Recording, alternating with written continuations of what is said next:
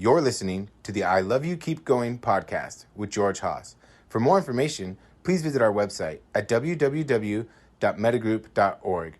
That's www.mettagroup.org. So welcome, everybody. This is I Love You Keep Going. It is Thursday, March 27th, 2025 at 7:36 p.m. Pacific Daylight Time. And I thought that I would talk about how to navigate rejection sensitivity from a attachment perspective as a topic. One of the things about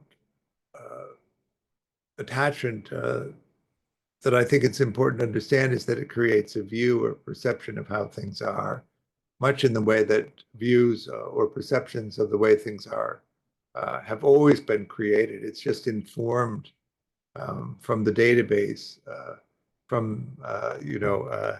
in a Buddhist frame, from our conditioning. So you have the capacity to sense, these 5 sense gates plus mind, remember mind in the Buddhist frame. Touching, seeing, hearing, tasting, smelling, and mind, which is the thing that selects what you focus on. In the first of the insights in the Theravada map of enlightenment, Nama Rupa Nana, is the discernment between the sensing experience and the meaning that you assign to the sensing experience. This is seeing. This is the seeing that I've made. This is hearing. This is the hearing that I've made. All of which precedes the self-experience. So in the beginning, before there's any recognition at all of the self-experiencing being dependent on conditions, we tend to identify the body as the self. And we think that it's ongoing and constant and unchanging in that way. Mind then selects the things that we pay attention to. In the West, of course, we have the old Greek guys, I like to call them. The original culture, the original Western culture, which was Greek. Of course, we're now suffering through modernity. But looking back on the colonial era, that was probably worse. Who knows? Anyway, but the Aristotle thought that we take in our surroundings in a neutral way, in a fairly comprehensive way, and we create from that sensing experience an internal working model of the world, which is largely accurate, which is completely different from the Eastern Buddhist idea that we take in these snapshots, these mind moments, which we collect, which are completely based on a hierarchy of our preference, and then we assemble that into the experience of reality that we have. So the capacity to sense, the object can be sensed when there's contact, a consciousness of the sensing experience arises. This is before the self. This is what we would call in the West unconscious. It's then evaluated for urgency. Does it need immediate attention? Does it not matter if we ever get to it? Is there time for a pleasant experience? And then a cue forms, urgent at the beginning and pleasant at the rear. And then if there's a space at the top of the cue, that sensing experience is compared to the perceptual database. And if there's an existing definition of that moment of sensing, that those particular settings in your sense gate dials, that whole thread of meaning attaches to the experience of the present moment. And then it unfolds into conceptual reality, which the self then knows. Is that making sense? Views go in between that moment of sensing and that creation of reality and can be distorting. The Buddha originally talked about it as the hindrances, for instance. If the mind is equanimous, using the metaphor of a mirror 2,600 years ago, a mirror was a a bowl that had a dark glaze on it that was filled with water. The metaphor being, we do not experience anything directly. We experience them as a reflection off the mind. We experience them as a reflection of our conditioning and how we define the mind moments that we gather to create our picture of what's happening. When you think about the capacity of the human body to experience things, it's extremely limited. This is the spectrum of light. This is the spectrum of light that we can detect. This is the spectrum of sound. This is the spectrum of sound that we can detect. This is the spectrum of temperature. This is the spectrum of temperature we can survive. And it's it's a slice of what's actually happening. And we sort of, it's easier to navigate around the world and think this is how the world appears, right? We're not just making it up because we live in a body and this is how we experience things. Have you ever seen those simulations of how insects see things or how dogs or cats see things completely differently? We look at a flower and we think, oh, how beautiful, but a bee doesn't see a flower like that. They see a landing pad with arrows flashing.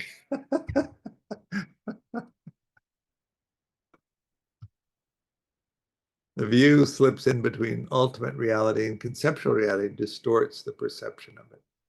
If the mind is clear, the reflection off the surface of the mind is pretty accurate in the way that we can sense something. If the mind is filled with lust, it's as if the water were dyed a bright color, and so the world glows in a way that it doesn't glow. If the mind isn't captured by lust, the mind is angry, it's as if the water were boiling, very distorting mind, anger. If the mind is restless or agitated, it's as if a wind were blowing across the surface of the mirror. If the mind is filled with sloth and torpor, it's as if algae has overgrown the surface. And if the mind is filled with skeptical doubt, the water is muddied. And if the mind anticipates rejection, then the appearance of the world is filled with things that are rejecting. If the mind is not filled with rejection, then the world doesn't appear that way. If you imagine the world as accepting, the world appears differently than it does when you imagine the world to be rejecting. Is that making sense? And can you track all of that? Can you tell when the mind is equanimous? Can you tell when the mind is filled with loving kindness? Can you tell when the mind is anticipating rejection? One of the things that's astonishing about the perception of a rejecting mind is that almost anything can be translated into a rejecting experience. It really doesn't matter what the intention of the other person is if you can't read it. So then when we look at it from an attachment perspective, what we're really, of course, talking about underneath the perceptions of it is abandonment, terror, or abandonment anxiety. We are herd animals. Actually, we like to think of ourselves as herd animals, but we're actually predators. We are, in fact, the apex predator on this planet. We are, in fact, not sheep, we're wolves.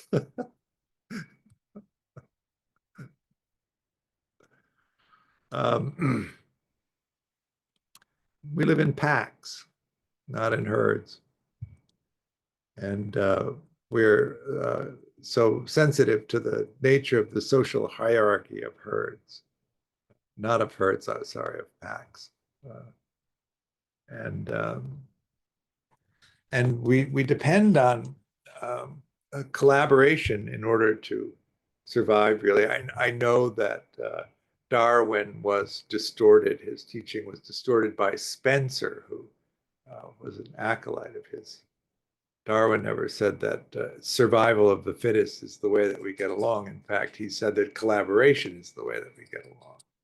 And the reason that we've dominated the planet in the way that we have is because of collaboration, not because of power.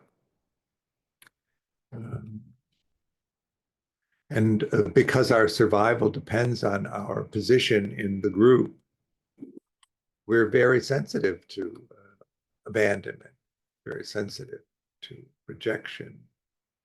But from the attachment perspective, people that anticipate rejection are actually defending themselves against the abandonment experience. People who fear abandonment, just as abandonment, are also conditioned and also represented in the attachment perspective, and also people who think that they'll be harmed by the world are also representing abandonment terror. Secure people, of course, fear abandonment, but they also anticipate acceptance. They also anticipate care. Dismissing people are the ones that typically imagine rejection. Preoccupied people are constantly consumed with abandonment. And it's in a heightened experience for them because they really rely on the emotional regulation of other people and are not so capable of regulating themselves. So it's heightened in that way. Secure people don't have that sense. If somebody leaves them, they're capable of regulating themselves. They're capable of solo exploration, and they keep around themselves collaborative relationships so that they can be attended to when they need co-regulation from someone, when they need attention from someone. But it's reliable in their world so that they don't worry about it. That's the main difference between secure and preoccupied person. A preoccupied person doesn't rely on it. They worry about it. They're concerned about it and seek proximity, constant proximity with people who can regulate them as a way of addressing that. And disorganized people generally experience abandonment as threat.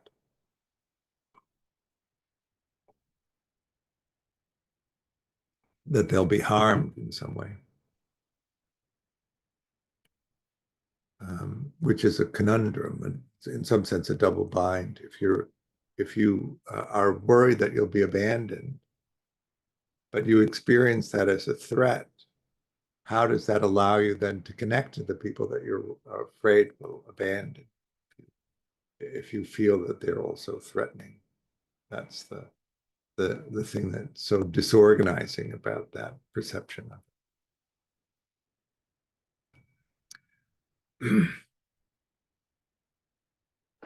George, Yeah.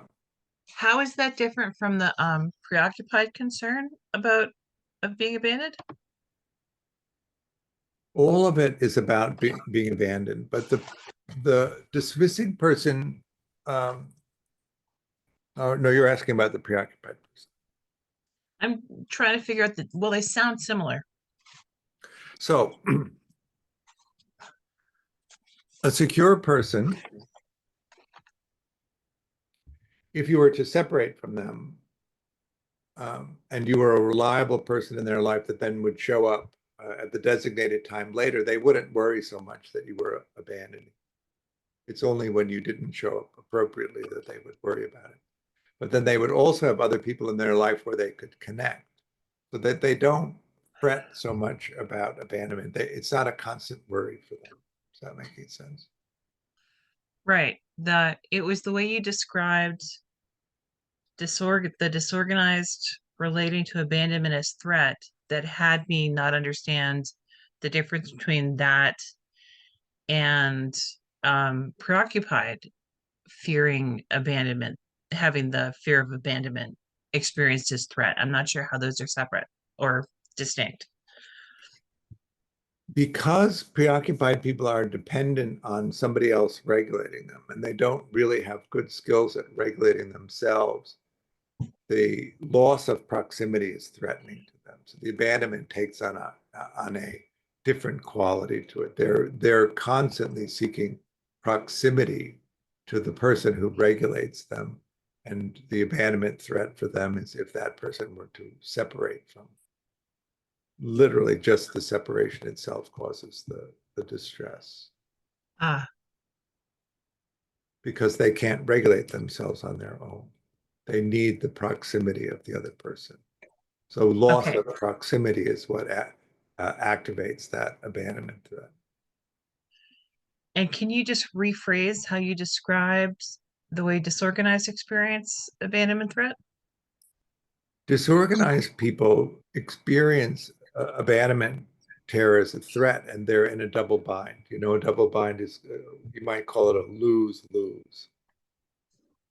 If they have the loss of proximity to the person that they're attached to, who is also the threat, the abandonment anxiety activates, and they seek proximity to the person, but the person who they're seeking proximity is also the person who threatens. And so it's a canceling out, really.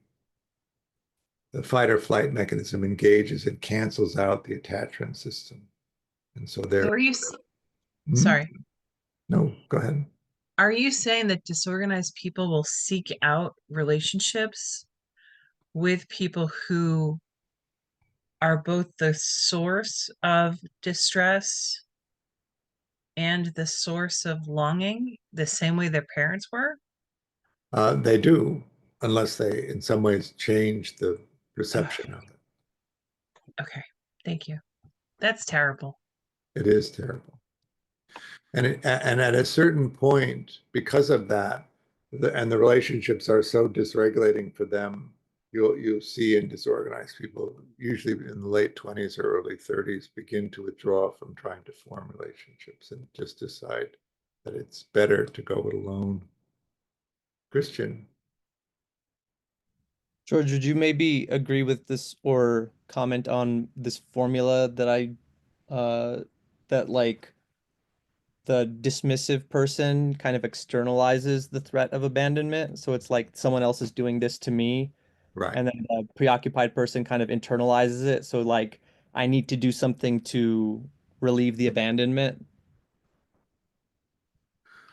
Um, the dismissing person often splits off and projects onto the other person their their own experience. Remember, they're idealizing. And so one of the things that idealizing people do is get rid of the negative. One of the ways they do it is by projecting it onto the other person. Preoccupied people really do need the physical proximity of other people because of the way that they're conditioned. So, and they're not particularly mentalizing of that so well.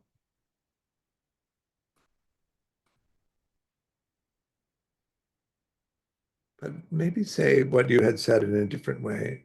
Uh, Maybe I'm thinking of like the direction of cause and effect, or like that abandonment for a dismissive person comes from the other person, like is caused by the other person. Um, and right. for a preoccupied person, they would tend to see the cause as themselves. All right. That would be more a discussion of view in that sense. So dismissing people see themselves as great and they see everyone else as less than. They don't have problems. Everybody else has problems. Preoccupied people see themselves as strangely deficient, but they think everybody else has it together. And so they can just get other people to take care of them. They'll be okay, but they can't take care of themselves. Is that what you mean? Yeah, I think maybe what I'm trying to get at is like the both have a fear of abandonment, but the experience of it can be very different. So I'm trying to think of Right. a way of like um the consequences. How does the abandonment get repaired? A dismissive person might disengage, and then someone has to go chasing after them. So it's up to the other person to repair that. Or they might kind of pre-abandon ahead of time. But it's up to the other person to kind of bridge that gap. But the preoccupied person, because they kind of internalize it, they have to do the work to relieve the abandonment by moving towards the other person. I think that ends up what happening. The dismissing person could seduce to pull you back in. They think that you're pulling away from them, or they could bully to get you to comply. But they mostly have a backup plan because if you don't, they can't be alone, and so they move on to the backup person. And often with breathtaking speed, which could easily lead you to the conclusion that they never really cared about you or never really involved in you, which is also not true. It's just that they don't regulate themselves because they suppress their emotions, and so they depend on other people to regulate them. Even though they don't consciously have the experience of being regulated, they're still dependent on the person who regulates them. A preoccupied person is also dependent on an external source of regulation. But they end up doing most of the work. The preoccupied person experiences the empathetic experience of someone else as their primary emotional source, and so they regulate the other person so that the empathetic experience of the other person feels regulated, and they let their own emotions drift into the background. That I've just described the perfect balance between a dismissing person who depends on somebody else to regulate them and the preoccupied person who regulates them so that they'll feel regulated. If the preoccupied person loses proximity, they lose the empathetic connection to the empathetic experience and are left with their own dysregulated emotional states, which is why it can be so distressing. And what drives them to seek proximity is the desire to feel regulated again, which they can feel with the other person. The other thing in childhood, of course, that drives it is if you're the person who's regulating your caregiver and you leave them and they become dysregulated because you're not regulating them, when you come back and you're a child, you have this very dysregulated person that you have to then try to regulate, which is what makes the abandonment experience so intense. Is that all making sense?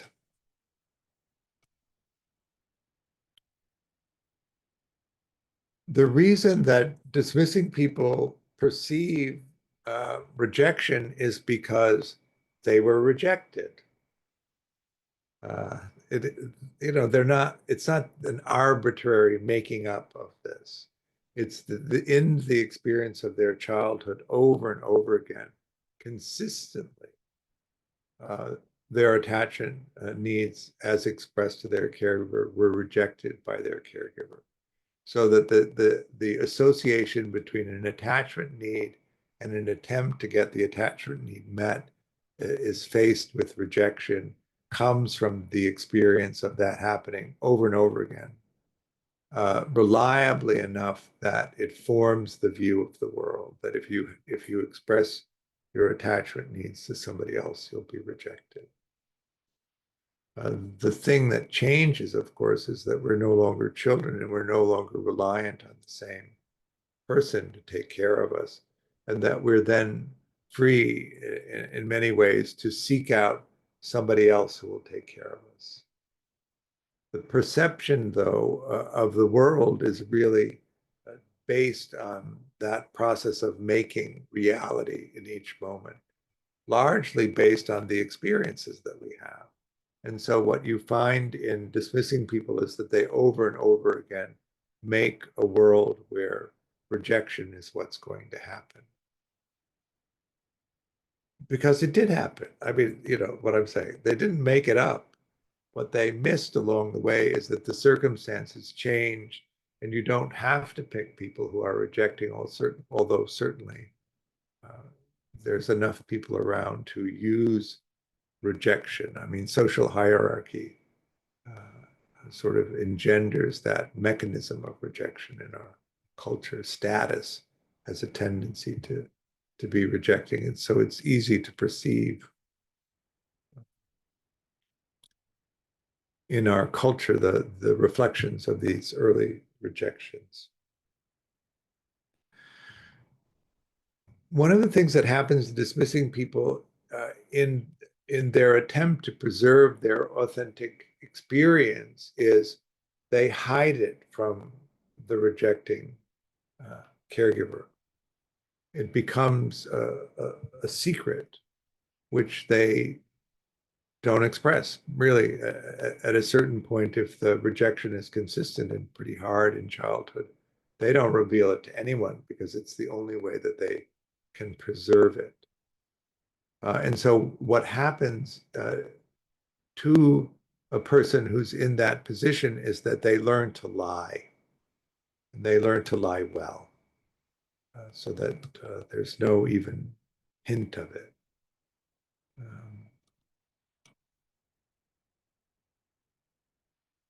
So, Christian.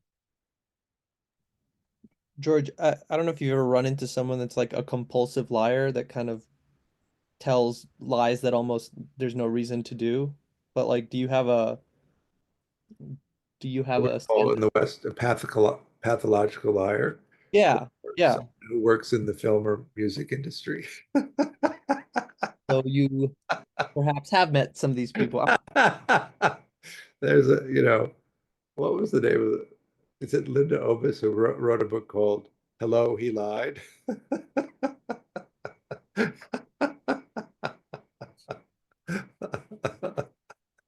Yes, as Melissa's pointing out, or the current administration.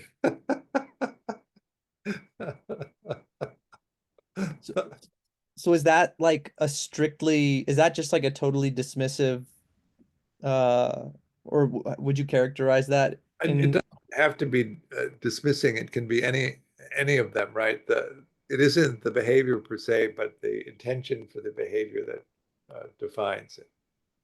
Pretend mode, you can lie about everything. Idealizing, you can lie about everything. Being afraid that you'll be killed, you can lie about everything as a form of protection.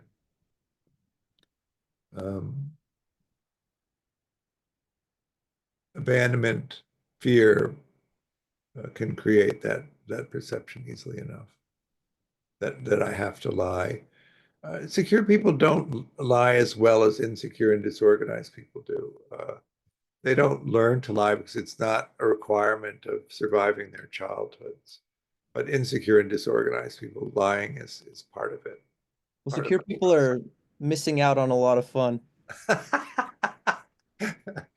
They're terrible liars, typically.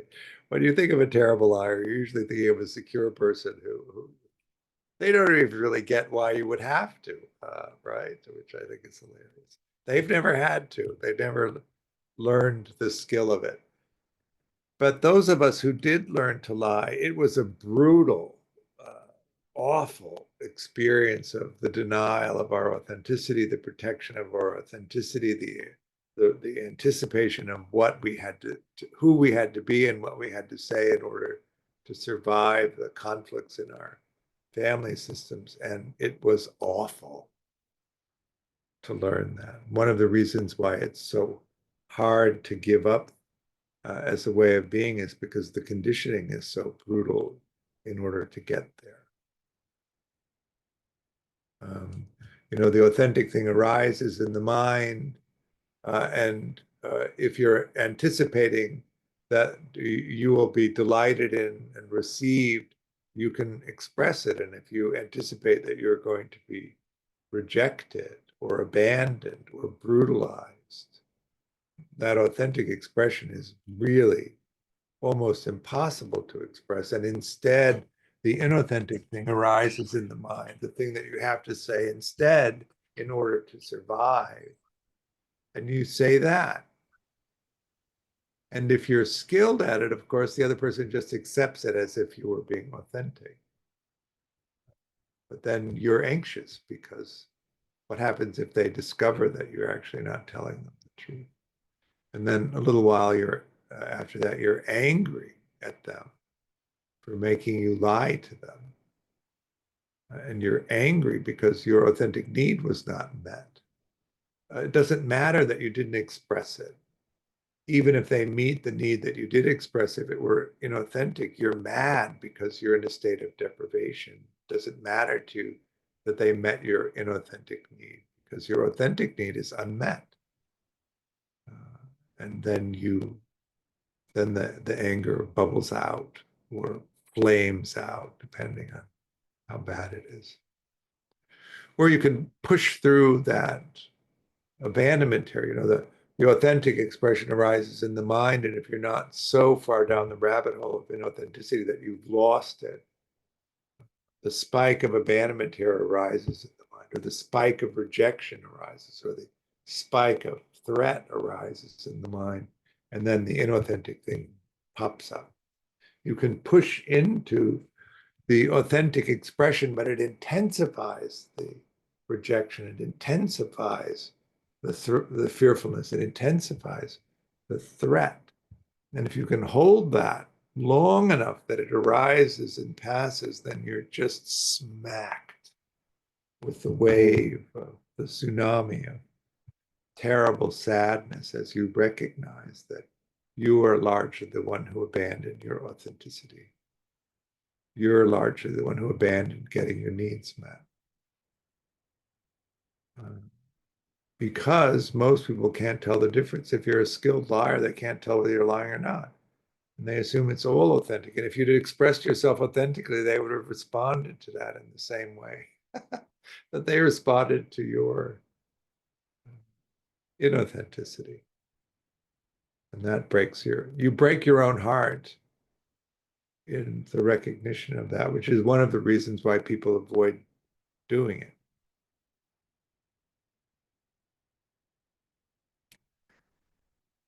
Stein? Yeah, I was wondering, could you maybe speak a little bit about, let's say, these two different views of the dismissive and the preoccupied in terms of how they're like interpreting reality? So let's say the dismissive person, he gets a signal from someone else and they interpret it. They're like over vigilant about rejection signals, let's say, versus the preoccupied and how they interpret. Well, preoccupied people don't monitor so well. And so they don't really monitor, they don't really interpret the world in the same way that the dismissing people who are over monitoring do.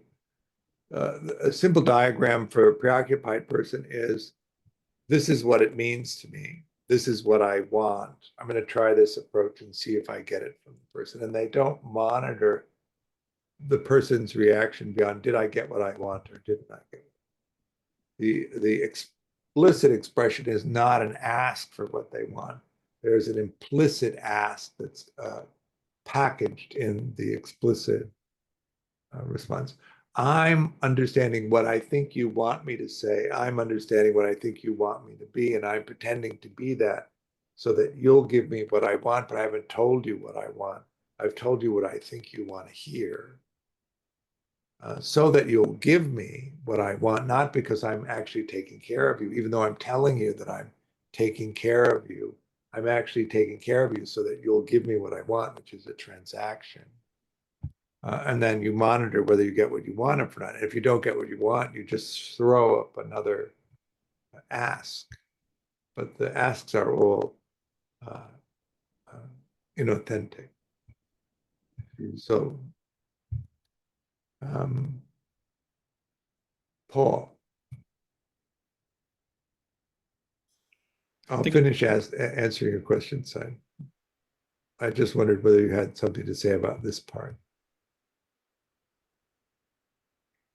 Maybe I think this may connect. I mean, obviously, going to connect everything. But can you say anything about confusion, especially confusion being on the other side? And what I'm referring, I can give detail. I've had something happen this morning, my time, this afternoon, my time, where I was flatly rejected. And if I stem back, it sounds a little bit like what you just described, where there was this statement of, rather than the positive, I want something, was I don't want something. And so I complied with, you don't want it. And this morning was told, why didn't you give it to me? Now our relationship is over.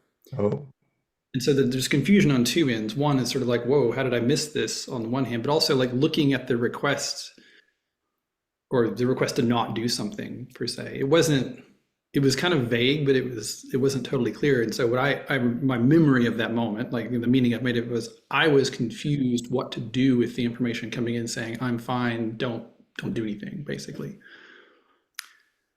And so from my end, I'm looking at it going, how much of this is... how did you express the confusion? It's a great question. What I'd say is part of the confusion is, like, in a sense, I know, like, if I'm in high cognitive awareness and go, oh, I'm confused, I need to check in and ask for clarification. So the first point was I got confused enough that didn't come to mind. Which I is think the inauthentic expression that matches. Sorry, say that again? That's the inauthentic expression that matches the inauthentic ask. I'm not sure. You mean on my part, or? Yeah, what? You did say, this is confusing me. Thank you. Yeah. Now, okay, that is exactly the clarity I needed, George. That was perfect. Basically, what I'm needing to hunt down is, like, well, I guess, I mean, obviously I'm in the L2 class right now, so we're working on it directly, but any sort of guidance on, like, that's a particular thing that happens often, is it's not like, oh, I know my authentic self, I want to hide it. It's like, what the fuck? I don't understand what's going on. And then I don't often say that. No, I know. Sometimes I don't recognize it myself until later. I'm like, wait a minute, that was really confusing. 10 minutes, a day later, 2 days later, I realize, my God, I was really confused. And that's the moment when it has to be conveyed, as soon as you recognize it. Okay. Unfortunately, it's now, and I'll do it after our session. Right. I mean, too late. She broke off the relationship because I got confused. But I'll send a message anyway, because why not? Yeah, exactly. Thank you, George. Yeah. Now, to continue with the perception of the dismissing person, right? Dismissing people are over monitoring, and they are very self-oriented, and they don't, as a habit, check in with the for the accuracy of the working model that they've created. So they take in the data, the highly selective data based on the preferences that they want. They create an internal working model, and in the Buddhist sense, they then fold it out into the world. But they're not empathetic, particularly. And so what this means is, as a child, there's no information to gather in checking in with other people because you're not empathetic. Remember, the way that we evaluate whether somebody is telling us the truth or not is we empathetically connect to them. The 4 levels of empathy. The first is the visceral experience of emotional or physical pain in someone else. The second is that you can look at somebody and read their facial expressions and body language and understand that that's conveying a representation of their internal state. Compassionate empathy means you feel in your body a facsimile of their emotional states, and you compare the presentation of themselves with the way that they feel. And if they match, we have a tendency to believe them. If they don't match, we have a tendency not to believe them. And then secure people actually monitor whether they do what they say they're going to do or not. But because dismissing people suppress their emotions as the primary way of regulating their emotions, they also suppress the empathetic experience. So they don't really have a way of telling whether somebody is being truthful or not by feeling into the experience. They just create a working model in themselves of it. If you're really hard in the way that you suppress emotional awareness, the only way you ever know how somebody else is feeling is by what they tell you. But you don't have any way of validating whether what they're telling you is true or not, because you don't feel into them. And so anything that contradicts the way that you've created the working model tends to be experienced as rejecting. And really what it is rejecting your working model or contradicting your working model of the situation. And then, because to understand that you're emotionally blind is so frightening for dismissing people, the move is either to seduce people into supporting the model that you've created, or to bully them into supporting the model that you've created, and or leaving them, which is the projection of rejection, right? They're not complying with your working model of what's happening, and so you're going to abandon them because you can't bear to look at the fact that you're so blind in this area. But you also can't bear the fact that you're rejecting them, so you split it off and project it onto them, and they become the person who's rejecting you because they won't support your point of view on something. Is that making sense? And it all happens really fast, and most of the time you don't catch it. Yeah, and it's interesting you mentioned that they don't really gather information, let's say, from other people, and add to that, as a dismissive person, like, why would you? Because they're all incapable, Yeah. Right. That's like how you see. I do love that stance. Of course, I would be willing to be in a collaborative relationship if you were capable of it. That's another splitting off. But since you're so clearly not, what is the point of it? Yeah. Only, only interested in collaboration if you surrender to my internal working model. Right. Exactly. That's it.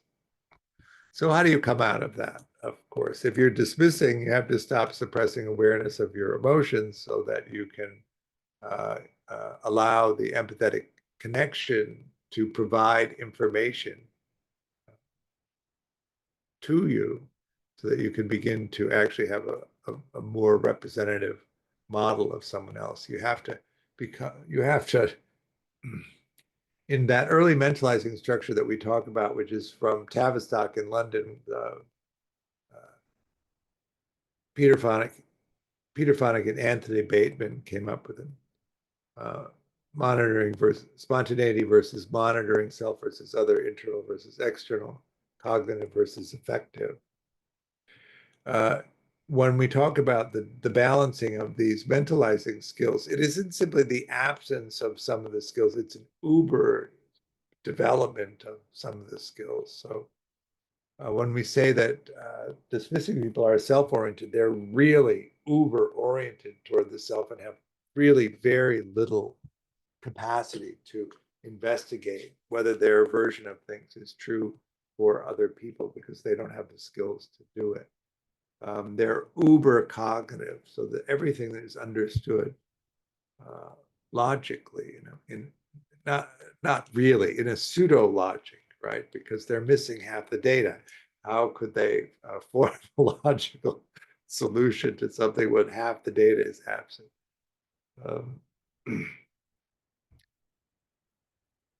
So allowing the emotion back in, making a decision actually to value the investigation of other people and finding information about them. Noticing that each time they're interpreting an experience of the other person rejecting them, that they need to reevaluate it. And the best way to do that, of course, is to change the stance from I know what's going on because I'm experiencing it to this is what I think is going on. What do you think is going on? Which actually creates a value for the other person. Abandoning the stance of I'm better than everyone else, and I would have a collaborative relationship with you if you're up to it.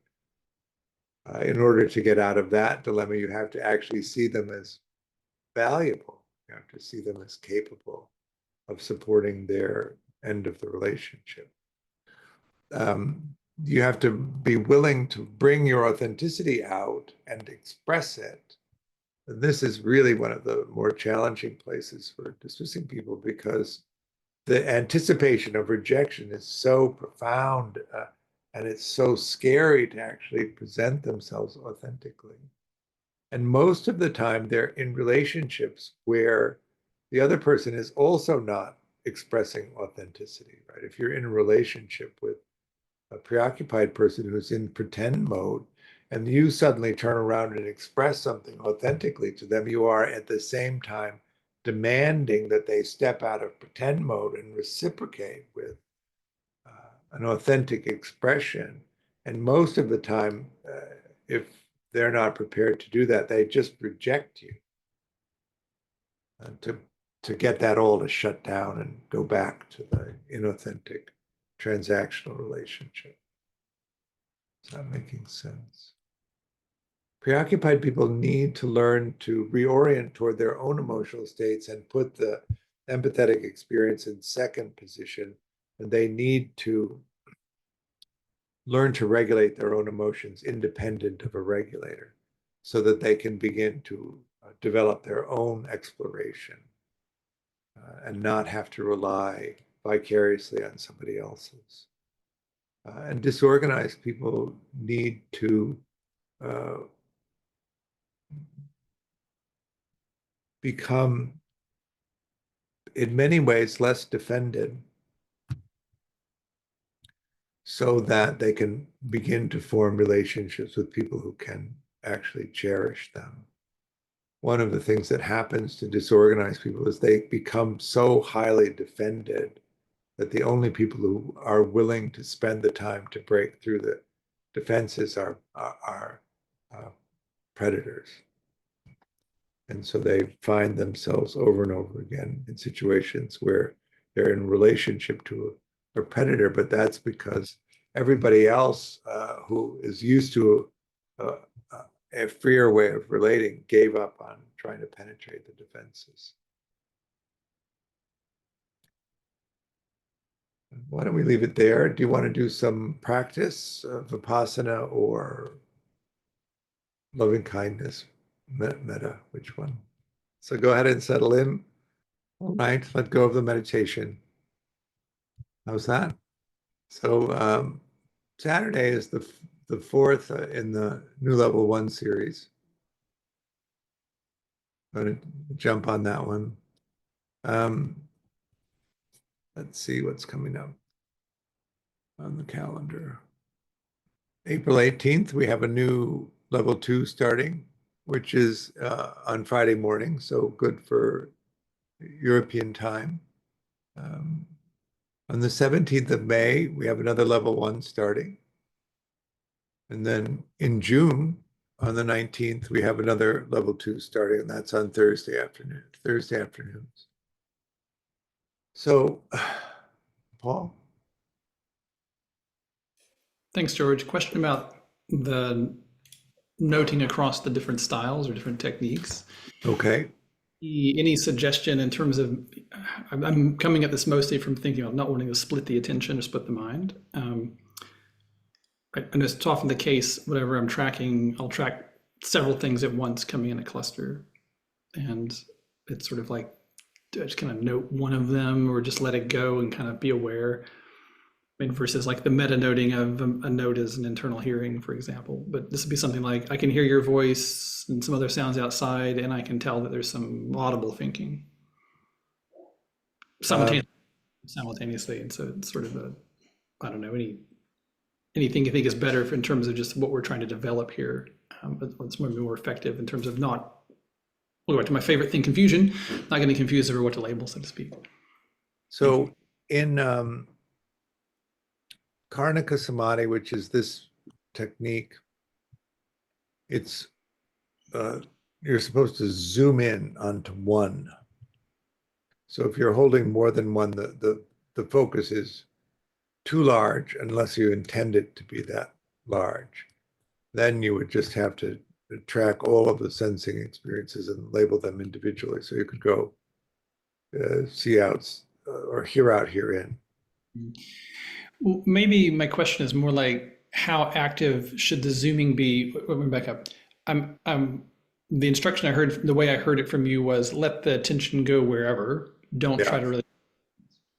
And so in doing that, I think I haven't been, once it lands on something, I might zoom in a bit. By zoom in, I mean like try to hold it there and watch it change or something, right? Right. So if you have more than one sense gate active at a time, just choose one. Doesn't matter. Randomly. And then zoom in on that. And kind of stay there until it naturally moves or I lose it or something, you know. There is a modification for the technique that does that, but really what you're just waiting for is your attention to move somewhere else. So, I guess it's like it's moving on its own to like, and then it's like two or three things out there, and it's not like latching on to one of them more strongly than others. just let it choose is what I would do. Or if you're impatient, pick one. I mean, fair enough. That's what I've been doing. I wondered, is there anything that's sort of maybe seen as a little more effective for what we're trying to cultivate? But if we're just trying to cultivate awareness of selecting. Well, the insight that you miss by picking is that the self is not actually in charge. So when you actually pick one, the self experience is reinforced. But if you don't pick one, then what you see is the body mind does it whether the self chooses or not. Yeah. So there's two aspects of the insight. Yep. Good. Thanks so much, George. Yeah. And then the last thing I'll announce is on June 21st, we're having an exploration half day. So that's what's coming up for the remainder of the first half of the year. It's up on our website, so take a look. I offer the teaching freely, but I do hope that if you're a resource to support me and also the work that Mettagroup is doing, there's a donation link on the website. Thank you for your practice. It's good to see you, and I will see you again soon, I hope, somewhere on the path. Bye.